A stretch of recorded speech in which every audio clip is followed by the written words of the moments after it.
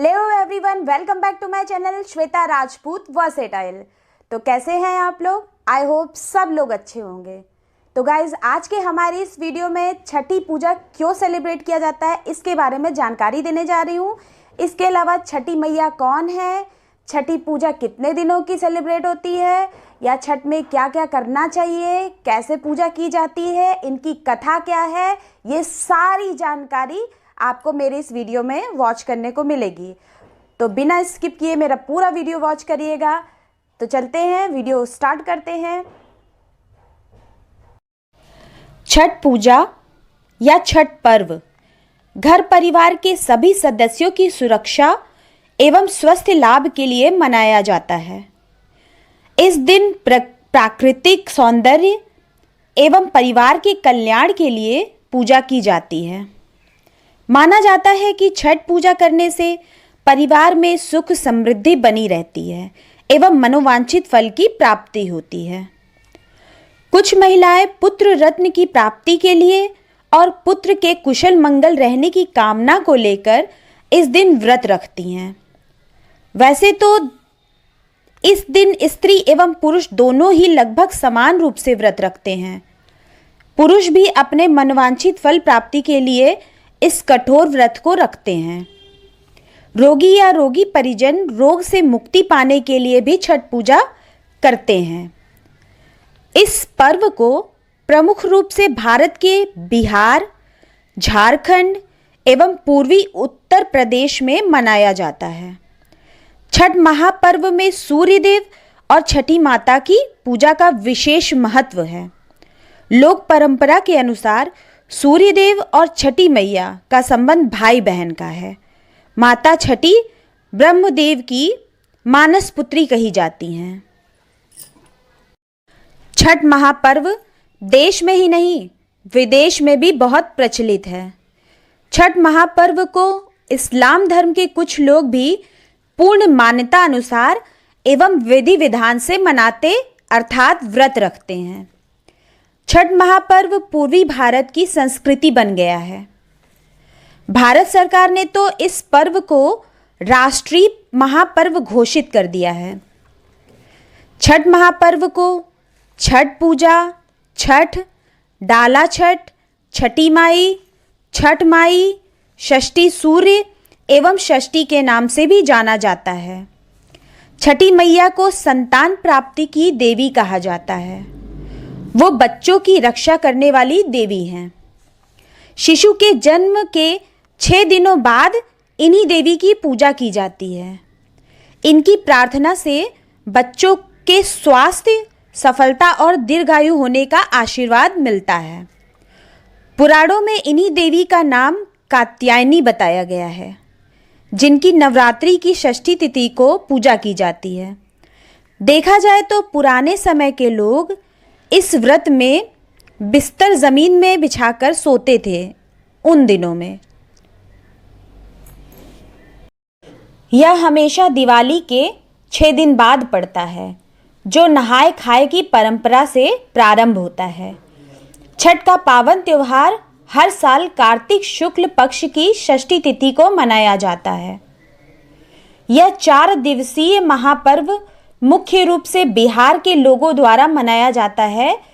इस दौरान सूर्य को अर्घ्य देने की परंपरा है। इसमें व्रती 36 घंटों का निर्जला व्रत रखती हैं।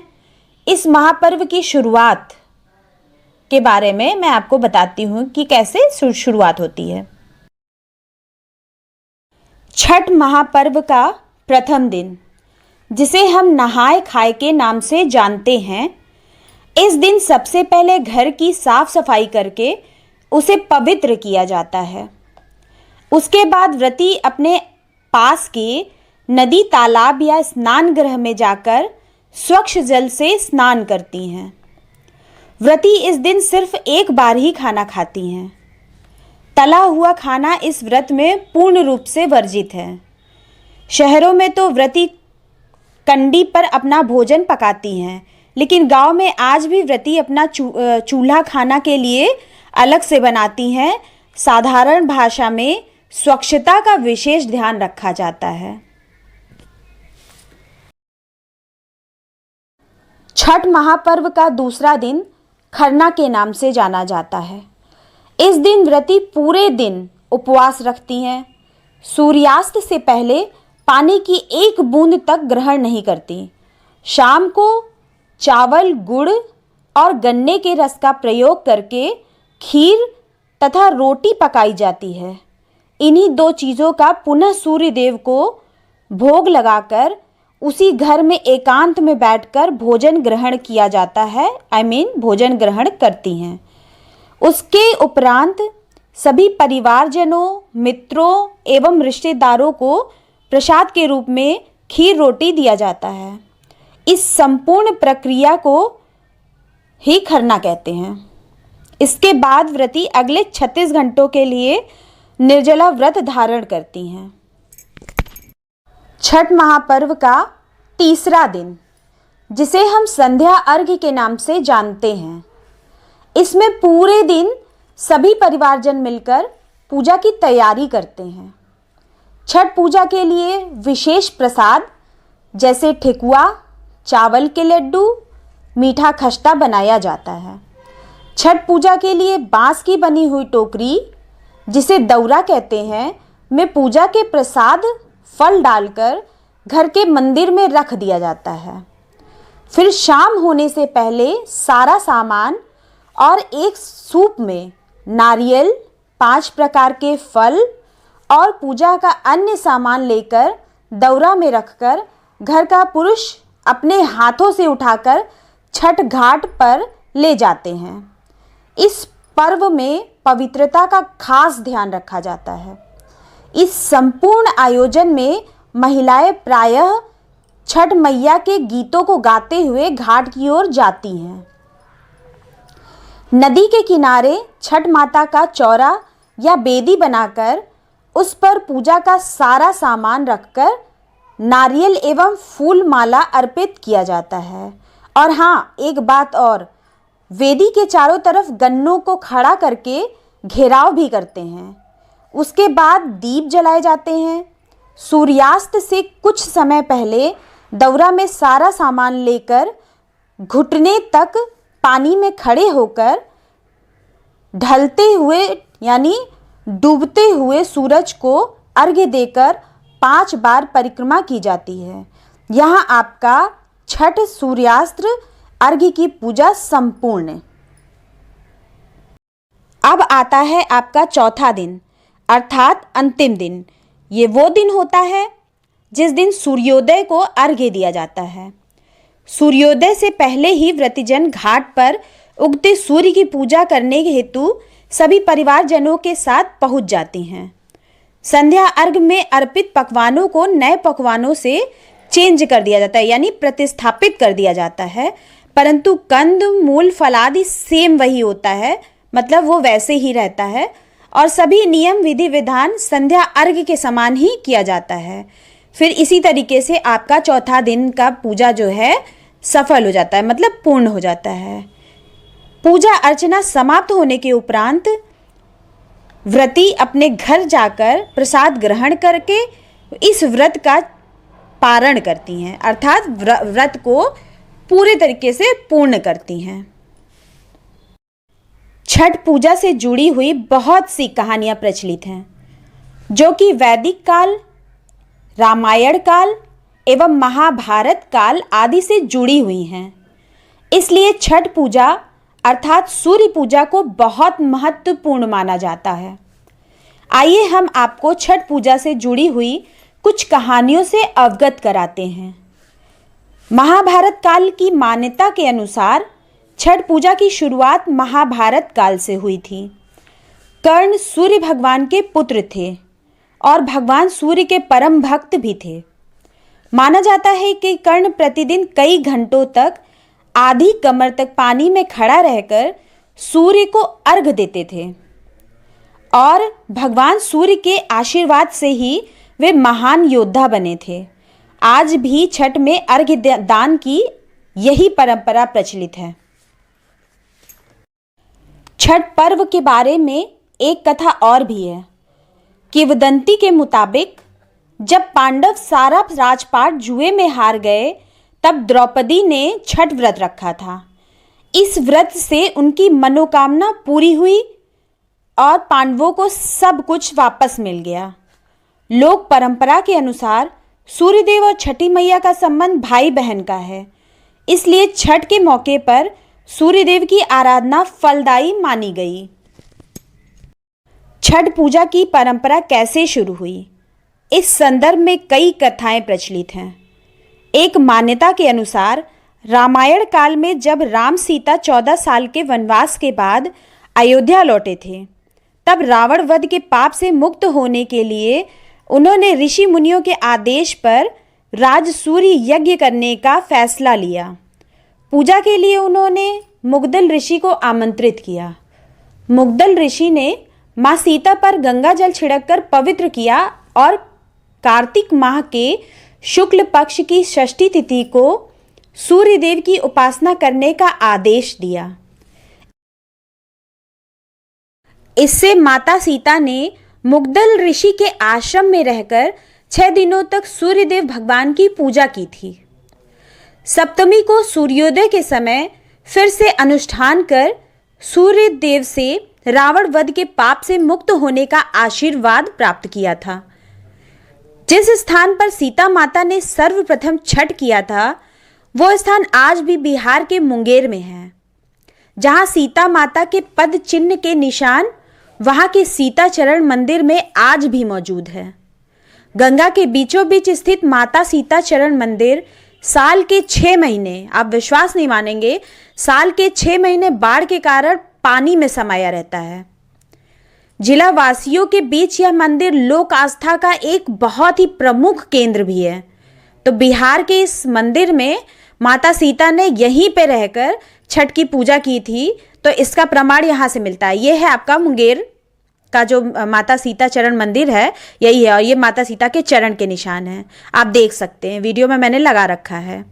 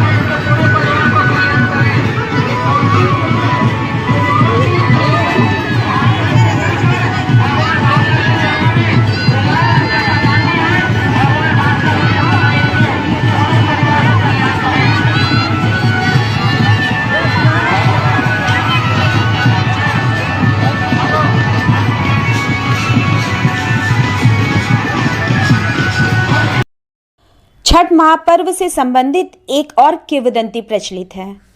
सनातन शास्त्रों की माने तो द्वापर युग में जगत के पालनहार भगवान श्री कृष्ण के पुत्र सांब कुष्ठ रोग से पीड़ित थे। भगवान श्री कृष्ण ने उन्हें सूर्य उपासना की सलाह दी। कालांतर में सांब ने सूर्यदेव की उपासना की। सूर्यदेव की उपासना करने से सांब को कुष्ठ रोग से मुक्ति मिली थी। इसके पश्चात सांब ने 12 सूर्य मंदिरों का निर्माण करवाया था। इसमें सबसे प्रसिद्ध कोणार्क सूर्य मंदिर है जो ओडिशा में है। इसके अलावा एक मंदिर औरंगाबाद में है। इस मंदिर को देवार्क सूर्य मंदिर के नाम से जाना जाता है। ऐसा कहा जाता है कि चिरकाल में जब देवताओं और असुरों के मध्य युद्ध हुआ था, तो इस युद्ध में देवताओं को हार का सामना करना पड़ा। उस समय देव माता अदिति ने इसी स्थान पर देवार्क सूर्य मंदिर पर संतान प्राप्ति हेतु छठी मैया की कठिन तपस्या की। इस तपस्या से प्रसन्न होकर छठी मैया ने अदिति को तेजस्वी पुत्र प्राप्ति का वरदान दिया था। कालांतर में छठी मैया के आशीर्वाद से आदित्य भगवान का अवतार हुआ। आदित्य भगवान ने देवताओं का प्रतिनिधित्व कर देवताओं को असुरों पर विजयश्री दिलाई थी। तो इसीलिए कहा जाता है कि कालांतर से पुत्र प्राप्ति हेतु छठ पूजा की जाती है। इन कथाओं के अलावा एक और किंवदंती भी प्रचलित है। पुराणों के अनुसार प्रियव्रत नामक एक राजा थे। उनकी पत्नी का नाम मालिनी था। दोनों को कोई संतान नहीं थी। इस बात से राजा और उनकी पत्नी बहुत दुखी रहते थे। उन्होंने एक दिन संतान प्राप्ति की इच्छा से महर्षि कश्यप द्वारा पुत्रेष्टि यज्ञ का आयोजन करवाया। इस यज्ञ के फलस्वरूप रानी गर्भवती हो गई। 9 महीने बाद संतान सुख को प्राप्त करने का समय आया तो रानी को मरा हुआ पुत्र प्राप्त हुआ। इस बात का पता चलने पर राजा को बहुत दुख हुआ। संतान शोक में वह आत्महत्या का मन बना लिया। लेकिन जैसे ही राजा ने आत्महत्या करने की कोशिश की, उनके सामने एक सुंदर देवी प्रकट हुई। देवी ने राजा से कहा कि मैं षष्ठी देवी हूँ। मैं लोगों को पुत्र का सौभाग्य प्रदान करती हूँ। इसके अलावा जो सच्चे भाव से मेरी पूजा करता है, मैं उसके सभी प्रकार के मनोरथ को पूर्ण करती हूँ। यदि तुम मेरी पूजा करोगे तो मैं तुम्हें पुत्र रत्न प्रदान करूँगी। देवी की बातों से प्रभावित होकर राजा ने उनकी आज्ञा का पालन किया। राजा और उनकी रानी ने कार्तिक शुक्ल की षष्ठी तिथि के दिन देवी षष्ठी की पूरे विधि विधान से पूजा की। इस पूजा के फलस्वरूप उन्हें एक सुंदर पुत्र की प्राप्ति हुई। इसके बाद से ही राजा ने अपने राज्य में यह त्योहार मनाने की घोषणा कर दी। तभी से छठ का पावन पर्व मनाया जाने लगा। तो बोलो छठी मैया की जय। गाइस, तो मेरे साइड में छठी माता का महापर्व बहुत ही धूमधाम से सेलिब्रेट होता है। इस दिन हमारे यहाँ मेला लगता है और एकदम दिवाली में जैसे पटाखे बजाए जाते हैं, वैसे ही इस फेस्टिवल में भी बहुत ढेर सारे पटाखे छुड़ाए जाते हैं। इसके अलावा एकदम झालर, लाइटिंग, दिया, ये सारी चीज़ जो होती है सजावट, ये सब दिवाली जैसी होती है। तो ये एक महापर्व है जिसमें हमारे साइड में तो बहुत अच्छे से सेलिब्रेशन होता है। तो आप लोग बताइए कि आपके साइड में आप लोग क्या क्या करते हैं। इसके अलावा खाने में आप लोग क्या क्या बनाते हैं, क्योंकि एंड गाइज, अब तक जिन्होंने मेरे इस चैनल को सब्सक्राइब ना किया हो वो सब्सक्राइब करना प्लीज़ बिल्कुल भी मत भूलिएगा।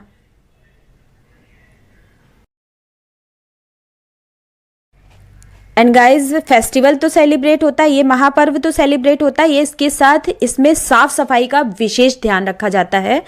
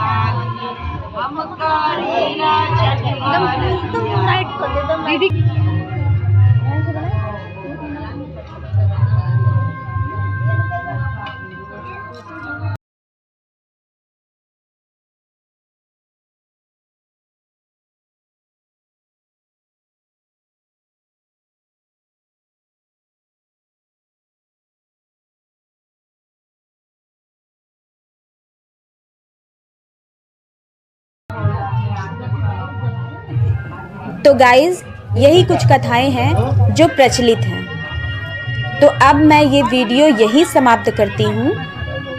आशा है आपको मेरी ये वीडियो ज़रूर पसंद आएगी। आपको मेरी ये वीडियो कैसी लगी मुझे कमेंट करके ज़रूर बताइएगा।